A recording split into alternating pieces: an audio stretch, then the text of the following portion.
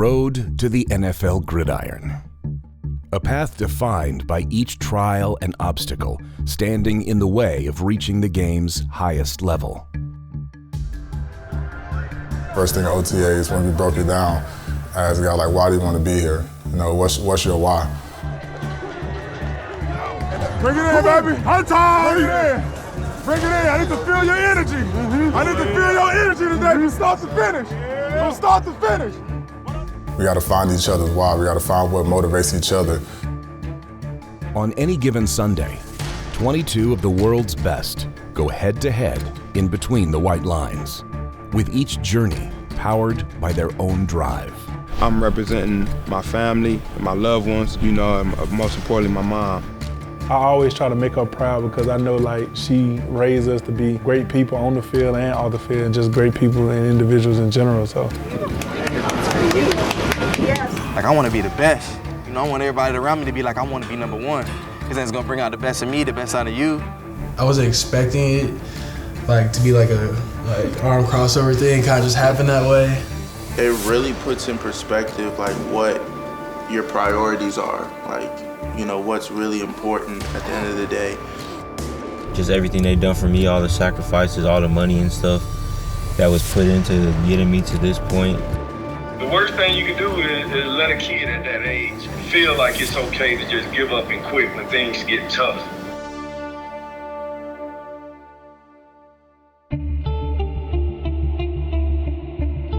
Anyone who's ever donned the shield had a why. At this level, the love of the game just isn't enough.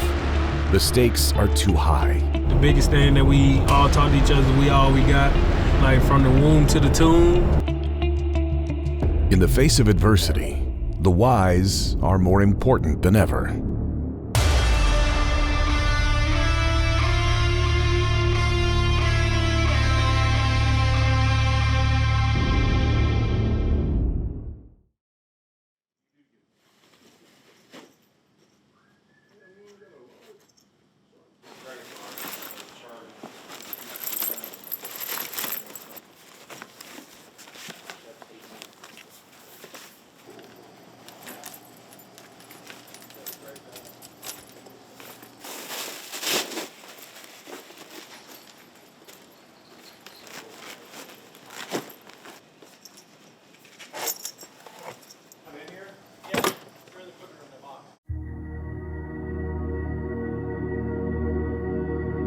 As the smoke cleared from a hard-fought win against the Texans, the Jets are hoping to spark a winning streak in their return to MetLife Stadium. What they have to worry about today is the Eagles. What they have to worry about is what they did right last week against the Houston Texans and try to duplicate it. What they have to worry about is protecting the quarterback. What they have to worry about is shutting down the run of the Eagles. They're number one in the NFL. They have to take care of their business if they want to win consecutive games.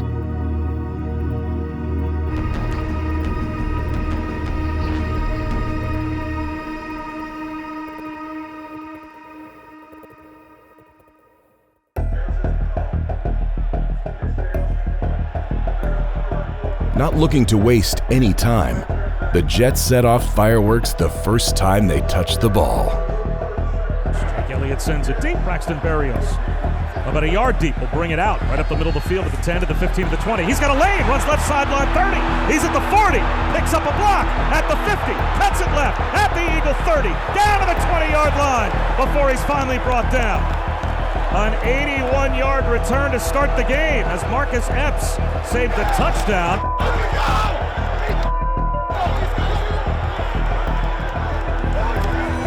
Berrios, with that electrifying speed, has given the Jets golden field position to start this game.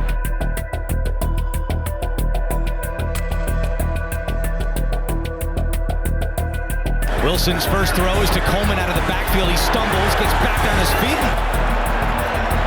Alex Singleton forces him out, but the Jets move the sticks. It will be 3rd down and 2 at the Eagle 3-yard line. No huddle, Wilson, end zone, caught, touchdown, Elijah Moore! For Elijah Moore. It's his 5th touchdown of the season, but the first time that he's connected with Zach Wilson, a duo that Jets fans hope are together for a long time.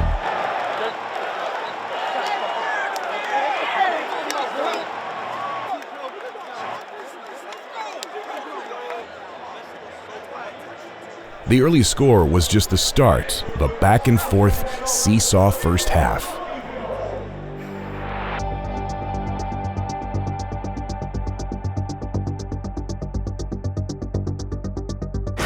Minshew taking a deep shot for Goddard. He's open. He's got it, and he's got a touchdown.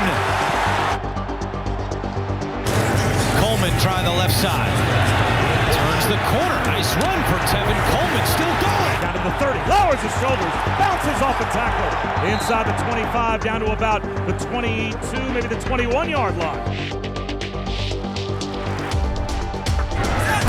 1st and 10. Wilson. And that's Crowder. Inside the 10. Crowder to the goal line, and he is down at the 1.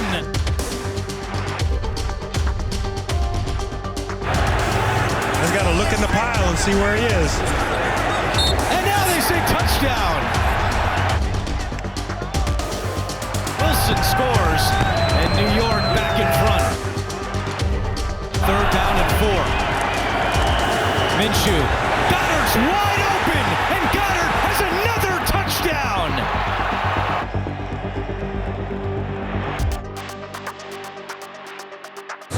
And off Coleman, straight ahead run, breaks the tackle into the secondary, all the way out across the 35 to the 40-yard line.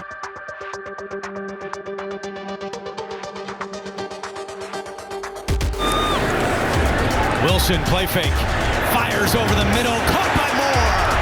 A strike from Zach Wilson, and Elijah Moore has been a popular target today.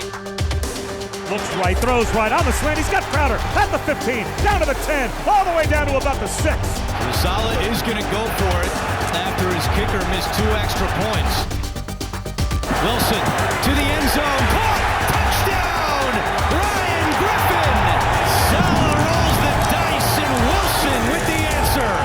But they've missed on the point after attempt all 3 times, so they've got an 18-14 lead. Right up the middle, still going, Gainwell, gone, touchdown! For the Jets, the promising start turned to a deflating finish. This was a game at halftime. I mean, both offenses were having a lot of success. You and I talked about it when we did the halftime report there, but in the second half, especially in that 3rd quarter, Jets just didn't have the football because the Jet defense couldn't get off the field. The offense only had the ball 3 plays in the third quarter. That's going to kill a team. It kills any type of continuity you have offensively. But, hey, listen, when you come out, the Eagles have 2 drives of 14 plays apiece to open the 3rd quarter. That's going to make it very hard on you. Eagles defeat the Jets 33-18, and this is the Jets' 5th quarter show on 98.7 ESPN and the Jets Radio Network.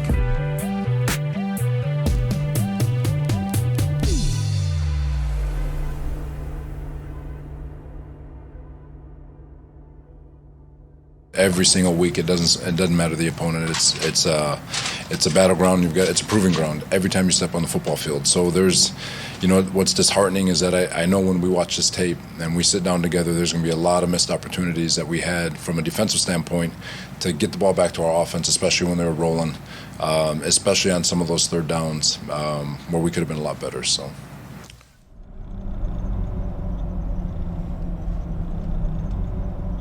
One of the most seriously surprising parts of the Jets' defense has been the play of linebacker Quincy Williams. If I wasn't in my shoes and I see myself, so like when I watch my film and stuff like that, I think it's the hits that give me.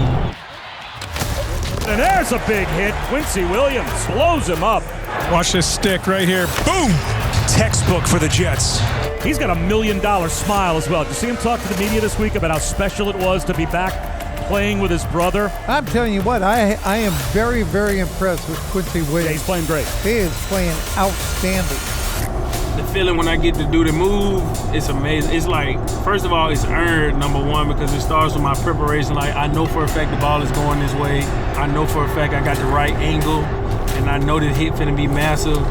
In my head, it's gonna be either be ESPN top 10 or it's gonna be ESPN not top 10. If I miss, it's gonna be a miss. But if I hit, it's gonna be lit. Boy, Quincy Williams with just a rifle shot hit. It's like Mortal Kombat. I got it from Street Fighters, actually. My boy Josh in Jacksonville, I met him in Jacksonville. We played video games together, and we was playing Tekken. And it was like a finisher uppercut. So it's like a specialty finisher uppercut. That's where I get it from. So like after the big hits, it's more like, you know how in Mortal Kombat, they be like, finish him. And so my uppercut is the actual finishing move. Jets are there. It's Quincy Williams again. Finish him.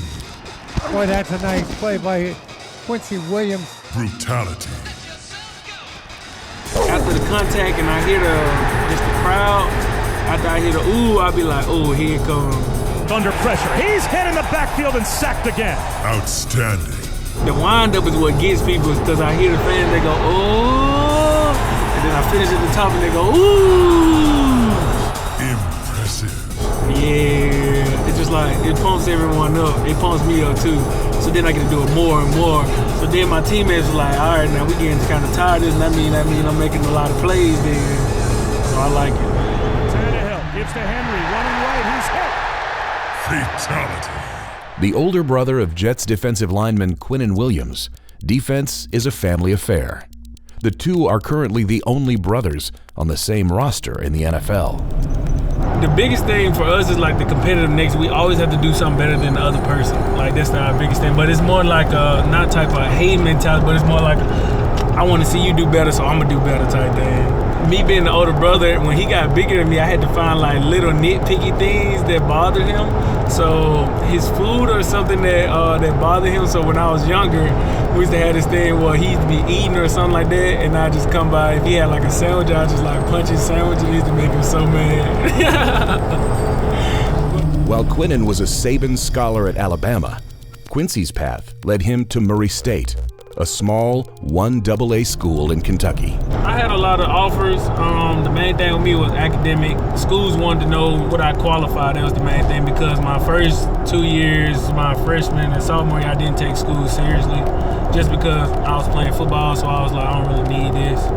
But at the end of it, I really did need it. So that made my decision. So Murray State actually took a chance on me and trusted me that like, I think my last year of high school, I ended up having to take like all electives and I had to get like all A's and all of them. So it was a lot of studying and stuff. So then it came to a point where like sacrifices and stuff, like how bad do you want to play at the next level? The FCS product was a menace for the Racers. In his 4 years at Murray State, Williams racked up 231 tackles, including 18 for loss. Half of those came during his senior year. His ferocious play led to his name being called in the third round of the 2019 draft. With the 98th pick in the 2019 NFL Draft, the Jacksonville Jaguars select Quincy Williams, linebacker, Murray State. But his small school stature left even the most prepared analysts at a loss for words. Here we are in the bottom of the third round. I did 400 players I worked on. Quincy was not one of the guys that I did. Let me just say this. I saw it. Congratulations to Jacksonville. You stumped the truck. We don't have the video. We don't have one of those, as we call the baseball cards. Ready? And by the way, get ready for Saturday, Stump the Truck. Saturday came early. Do you have information on Quincy?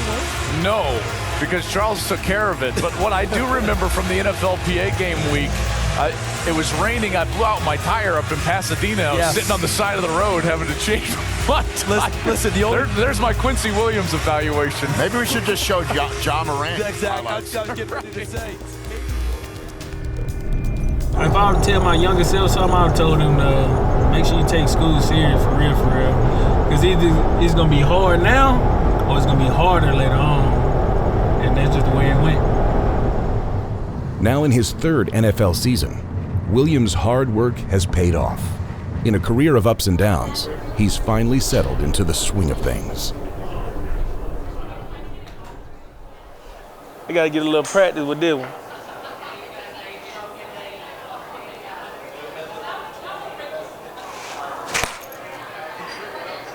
In the field, it's about being aggressive, powerful. And then here it's just like mellow and chill, kind of like, so most people think video games are like some of our escapes, but it's really not, because you still like in that aggressive like mindset, like competitive. Here you just relax and just, all right, if you're playing with somebody, you're competitive, but like I come here by myself, I just be chilling. Like I miss a few, laugh, see other people miss a few, laugh, you know. It's fun. See, this one like a little putter right here though, you know.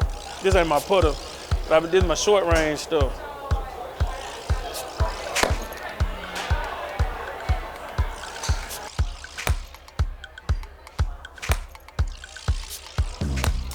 There she go.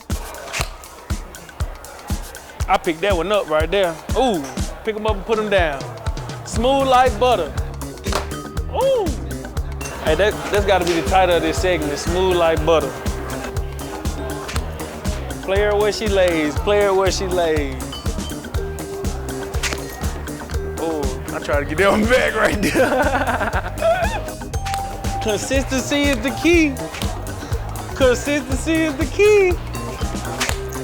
Let me get them. Ah! There she go. I'm feeling a little stiff from the game.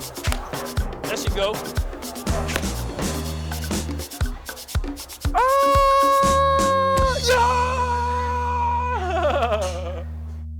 It was a wonderful opportunity getting a second chance to actually play football by getting cut by the Jaguars. So at first when I got cut, I was kind of like down on myself, thinking like, am I a really good player? Should I be able to play in this league and stuff? But that's normal for people to just start thinking, second guessing themselves. But then I got a call from the Jets, so now I switched mindsets, like instantly talking about like, this is my second chance. The things that I was doing in the past that got me cut, like how can I make them better now? How can I apply what I've learned from there and take that as a learning lesson, and now I'm applying it to the Jets and stuff, and then also stacking on top of that. So when I got to the Jets, it was like another opportunity for me, and it was a blessing in disguise, really, me getting cut. This is just like the first step for real, and I'm on the ladder and I'm just going up and up and up, and that's the main thing. But the biggest thing is not being complacent and not being comfortable where I'm at right now. Like, yeah, I made a huge jump from last year to now, but now it's like, can you keep going for it? Can you be consistent and keep going? So that's the main thing. Like, at first the goal was to get in the NFL. Now the goal is become a Pro Bowl. Then the goal is become being the Super Bowl. So like, there's things I can get better at every single thing. So at first it was becoming a starter. Now it's to be the best person on the team. So I want to be able to lead my team for real, for real. That's my practice swing right there. Now it's time to start playing for real.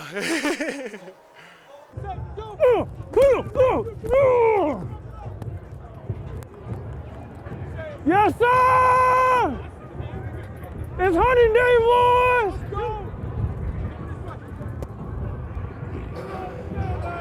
That's fine. Okay. It's always on us. It's always on this room. Somebody gonna make a play today to change this around. And you know what? Making the play. You're making all the plays. Hell yeah! Let's go, man. Let's go. I need it every fucking play. Every play. PMF on 3. 1, 2, 3. Yeah! Yeah! And Marty, the Jets still have a lot out in front of them as a young team to try and accomplish over these last 5 weeks. Most notably, as we talked about all the way through the pregame show, doing whatever they can to have the experience be as positive and the results as forward-looking as they can be. That's why it's so important to win, because when you win, it builds confidence and everybody gets behind it.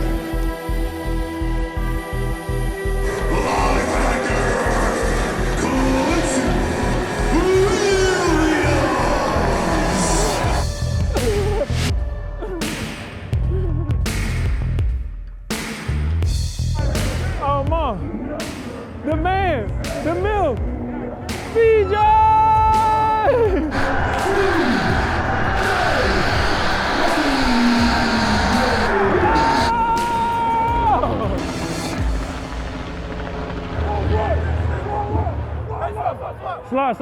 Slide.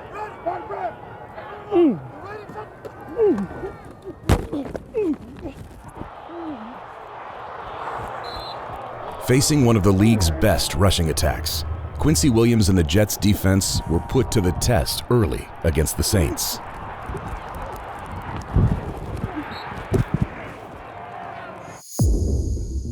Saints second best in the NFL scoring touchdowns in the red zone. Only San Francisco is better.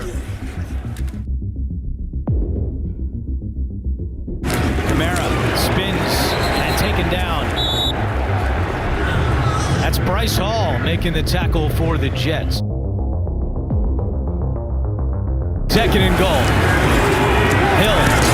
And the pass is complete. And the tackle immediately made by Elijah Riley. Third and goal. Hill to Kamara at the 5, and the tackle made right there by Mosley. Quincy Williams also in on the stop. I think the fullback coming harder. Well, then you come harder. No, he's not coming hard. That's why I feel like I'm leaning into him too much. All right, hey, use your hands up. Yeah. Use your hands up. There's a sack. Big time play by Kyle Phillips. Let's go! Let's go!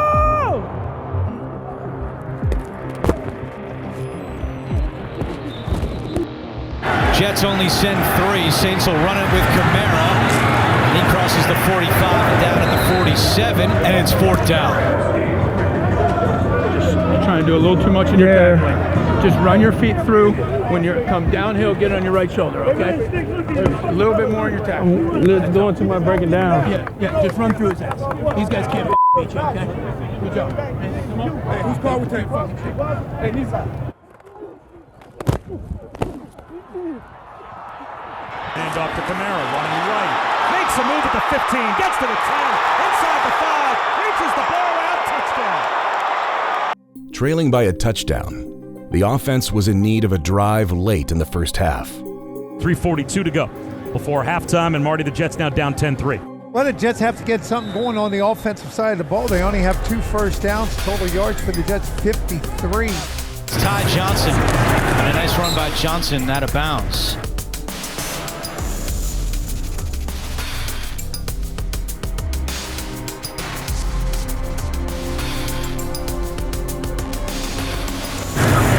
Here. Wilson locates Griffin on the run. Nice catch and run for Ryan Griffin to the 40-yard line, a pickup of 22 yards. Wilson throws, and Johnson catches this one, and he's got a first down, and now Robert Saleh calls timeout.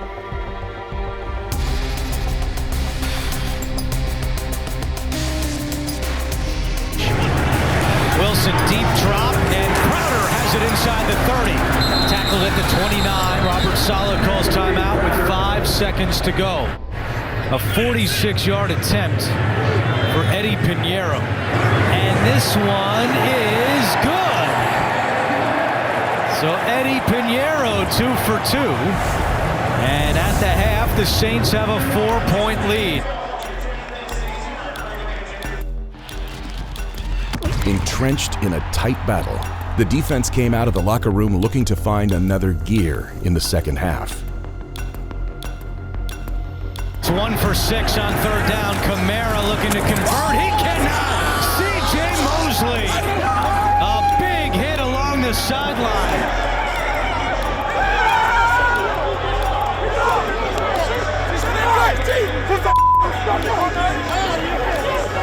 Hell yeah. Let's go, man.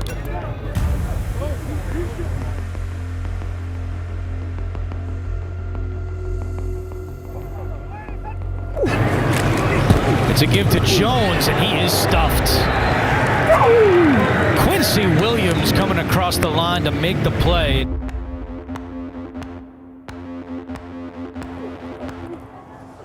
as Kamara reels that one in, and the tackle immediately made by Quincy Williams. And I think this is a good matchup because Quincy Williams is one of the faster outside linebackers that you're going to find around the league.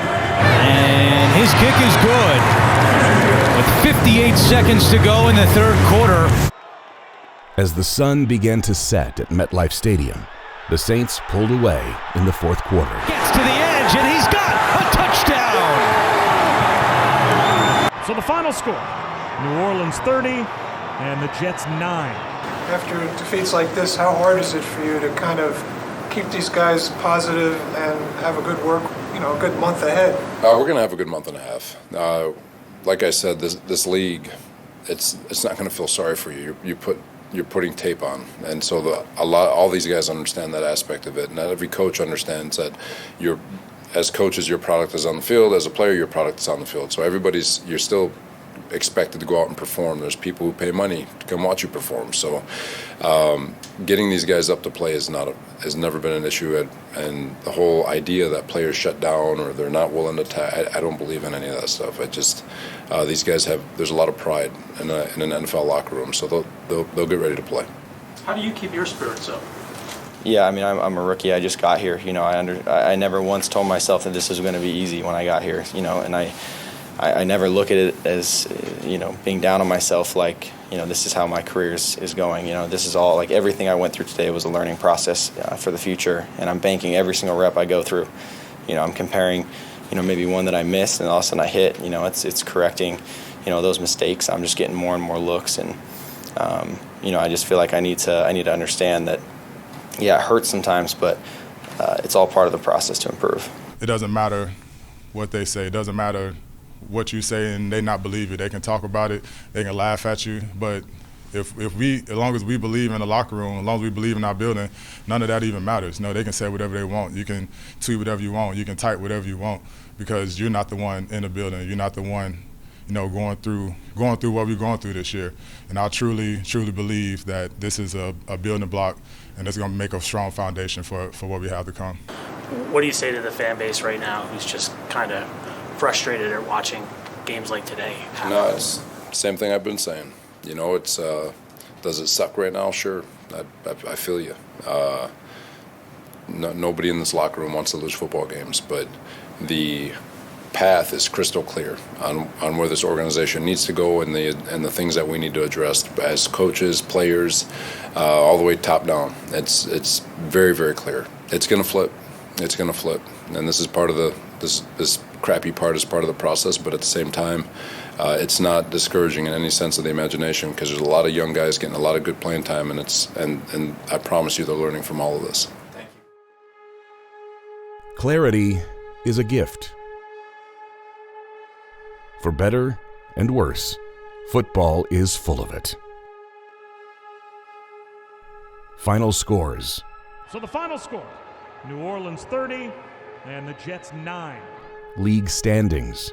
Jets dropped to 3-10 on the season. They've lost back-to-back games. A postseason drought extended another year.